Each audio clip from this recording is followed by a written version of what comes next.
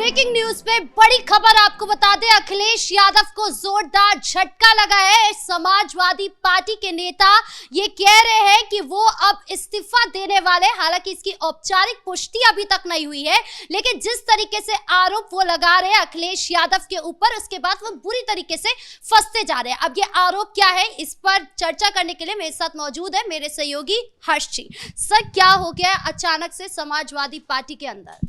देखिए, समाजवादी पार्टी की अगर बात करें तो समाजवादी पार्टी में कई नेताओं ने अखिलेश यादव का विद्रोह करना शुरू कर दिया है।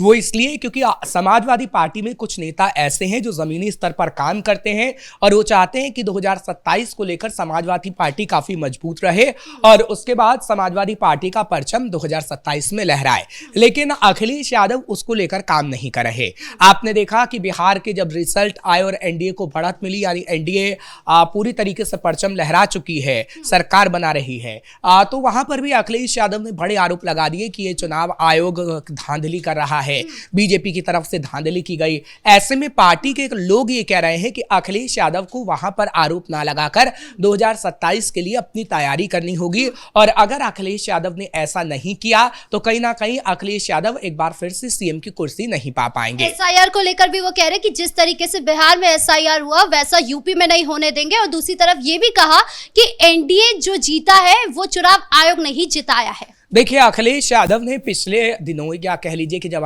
उनकी सरकार थी तब कुछ ऐसी गलतियां की हैं जिससे कहीं ना कहीं वो डर रहे हैं।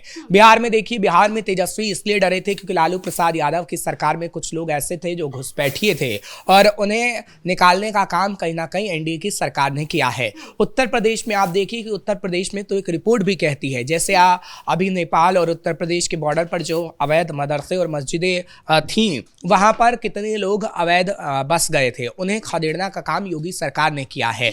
इसलिए अखिलेश यादव डर रहे हैं कि अखिलेश यादव और मुलायम सिंह यादव की सरकार में उन मुसलमानों को जो कि दूसरे देश के हैं वो उनको बसाने का काम किया गया ताकि उन्हें वोट बैंक हासिल हो, और उसके चक्कर में अखिलेश यादव डरे हुए हैं कि अगर उनको बाहर निकाल दिया गया तो समाजवादी पार्टी को वोट आखिर कहां से हासिल होंगे। क्योंकि देखिए, आपने जो समीकरण साधा है वो बार बार MY समीकरण ही साधा है। अब उत्तर प्रदेश में भी आपका MY समीकरण नहीं चलने वाला, क्योंकि देखिए तेजस्वी यादव ने जो गलती की बिहार के अंदर वही कहीं ना कहीं उत्तर प्रदेश के अंदर अखिलेश यादव कर रहे हैं या फिर आगे आने वाले समय में कर सकते हैं, जो अखिलेश यादव की रणनीति नजर आ रही है।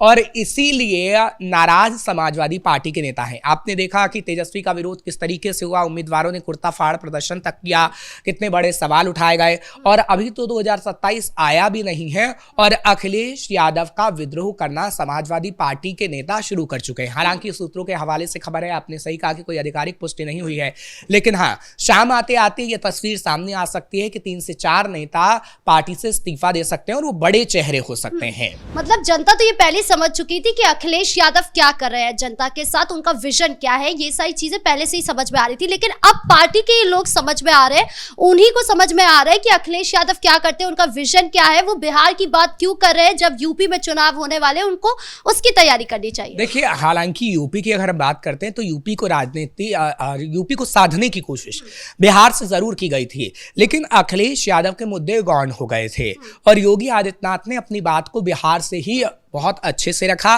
जिसे बिहार की जनता ने भी समझा और उत्तर प्रदेश की जनता ने भी समझा। लेकिन अखिलेश यादव को या तो अपनी बात को रखना नहीं आया या फिर अखिलेश यादव उस स्तर की राजनीति कर रहे हैं जो मुलायम सिंह यादव के समय में तो चल जाती थी लेकिन अब नहीं चलेगी, क्योंकि अब कहीं ना कहीं लोगों का माइंड थोड़ा चेंज हुआ है, लोग पढ़े लिखे हैं, लोग समझदार हैं। पहले की बात कुछ और थी, अब आप लोगों को सिर्फ बरगलाने का काम करेंगे, मुसलमानों को ये कहेंगे कि हम वक्फ बिल का समर्थन नहीं करेंगे, मुसलमानों को ये कहेंगे कि आपको जो सरकार है वो प्रताड़ित कर रही है। देखिए, मुसलमानों की जहां तक हम बात करते हैं तो मुसलमानों को भी उतना ही राशन फ्री मिलता है जहां हिंदुओं को मिलता है।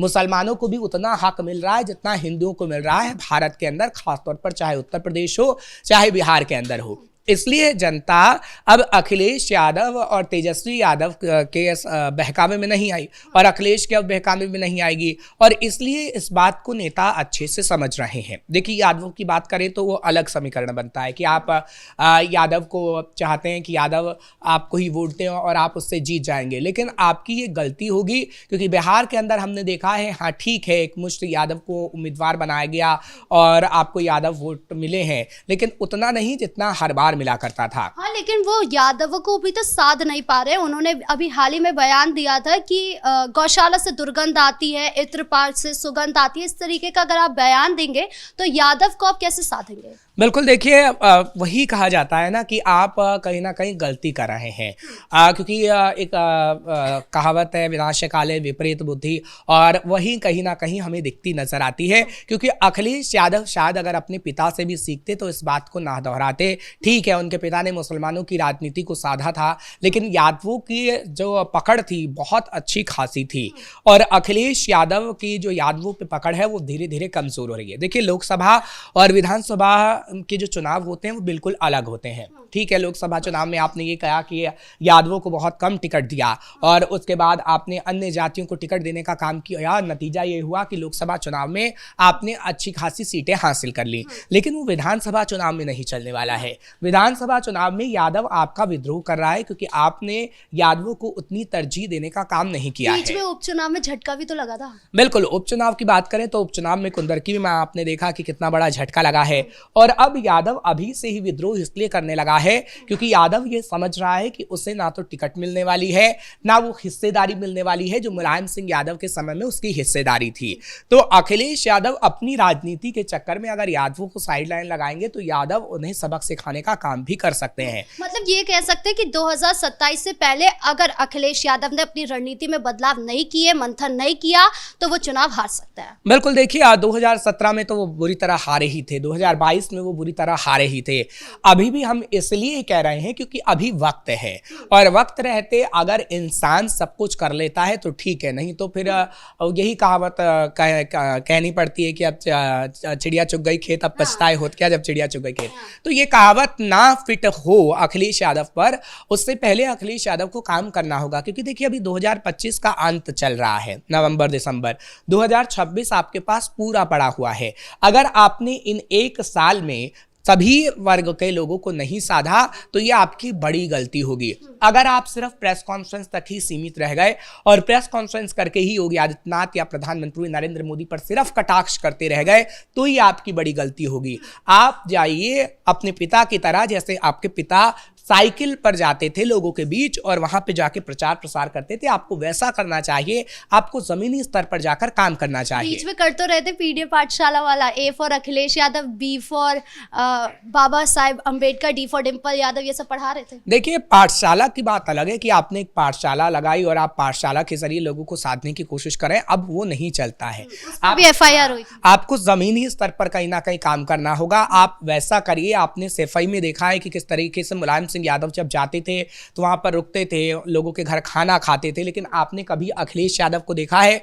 अखिलेश सिर्फ हाथरस जैसे मुद्दों पर राजनीति कर सकते हैं, अखिलेश सिर्फ बरेली जैसे मुद्दों पर राजनीति कर सकते हैं। वहां पर जाके सिर्फ इतना जरूर कह सकते हैं कि मुसलमानों को प्रताड़ित किया जा रहा है और हम मुसलमानों के साथ हैं, लेकिन क्या आपने किसी मुसलमान के घर जाकर खाना खाया है? आप सिर्फ इफ्तार पार्टी तक सीमित रहते हैं, आप सिर्फ ईद की बधाई तक सीमित रहते हैं। क्या आप दलितों के घर जाते हैं, वहां पर स्वीकार करते हैं उनका खाना, या जमीन पर बैठकर कभी आपने दलितों से वो बात की है कि दलित किसी परेशानी में है? शायद आपने वो बातचीत नहीं की और वो तमाम वर्ग के लोग समझते हैं। अच्छा, जिस तरीके से लेकिन आरजेडी पर लगता है जंगल राज का आरोप, उसी तरीके से अखिलेश यादव पर और समाजवादी पार्टी पर माफिया को संरक्षण देने का आरोप लगता है। आपको क्या लगता है ये छवि वो सुधार पाएंगे एक साल के अंदर? नहीं, देखिए, क्योंकि बड़ा मुद्दा ये है, और जैसे माफिया हम देख रहे हैं कि उत्तर प्रदेश में एकदम खत्म हुआ है, और माफिया शब्द शब्द का इस्तेमाल 2027 में बखूबी करेगी बीजेपी, जैसे जंगल राज शब्द का इस्तेमाल किया गया है। क्योंकि देखिए 2005 के बाद से बिहार में जब जब जंगल राज शब्द का इस्तेमाल किया गया,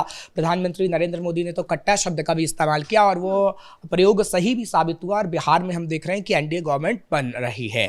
इसी तरीके से अगर माफिया गुंडों शब्द का इस्तेमाल किया जाएगा, क्योंकि योगी आदित्यनाथ विधानसभा में कह चुके हैं कि गुंडों माफियाओं का राज खत्म होगा और माफियाओं को मिट्टी में मिला दिया जाएगा, उनका ये बयान आज भी वायरल है और आगे आने वाले समय में इस मुद्दे को और उठाएगी योगी आदित्यनाथ की सरकार और इस मुद्दे से जीतने की पूरी कोशिश करेगी। जी, इस मुद्दे पर ज्यादा जानकारियों के लिए आपका बहुत बहुत धन्यवाद। तो कुल मिलाकर कहें तो अखिलेश यादव अभी बुरी तरीके से फंसते नजर आ रहे हैं। वो एक तरफ तो विजन की बात करते हैं, लेकिन दूसरी तरफ वहां पर उनका संगठन ही कमजोर होता हुआ नजर आता है। यहां तक कहा जा रहा है कि कभी भी उनके जो पार्टी के नेता है वो इस्तीफा दे सकते हैं। अब ऐसा होता है या नहीं, ये देखने वाली बात होगी। ब्रेकिंग न्यूज पे इतना ही। कैमरा पर्सन राजकुमार के साथ मैं राधिका राज।